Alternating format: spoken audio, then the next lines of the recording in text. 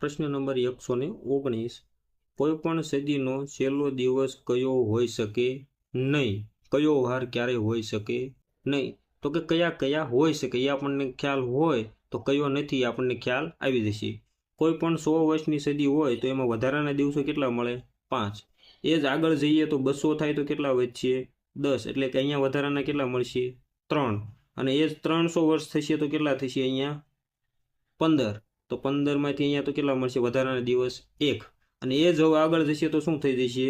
Leap વર્ષ. તો અહીંયા આપણને 5 ને 100 એટલે 21. તો અહીંયા આપણને શું વધારાનો દિવસ મળી જશે? 0. તો વધારાનો 0 એટલે શું થશે? 7. તો આપણને વારના કોડ શું છે કે 1 2 3 4 5 6 અને 0 અથવા 7. તો સોમવારથી વારની શરૂઆત થાય. મંગળ, બુધ, ગુરુ, શુક્ર, શનિ અને રવિ. તો અહીંયા વધારાના દિવસો 1 3 5 અને 7.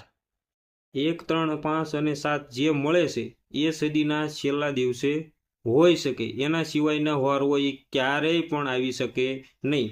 તો સોમ, બુધ, શુક્ર અને રવિ આ 4 વાર જ સદીના જે કોઈ પણ વર્ષવાળી સદી હોય એ સદીનો છેલ્લો દિવસ આવી શકે. એના સિવાય એકેય વાર આવી શકે નહીં. તો કયા કયા ન આવી શકે? તો કે મંગળ નો આવે, ગુરુ નો આવે અને શનિ.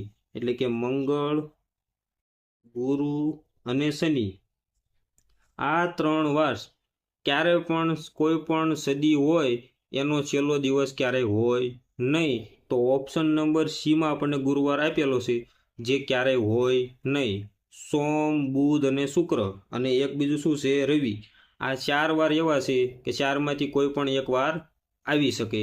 તો અહીંયા આપણો રાઈટ આન્સર શું થશે? ઓપ્શન નંબર સી, ગુરુવાર.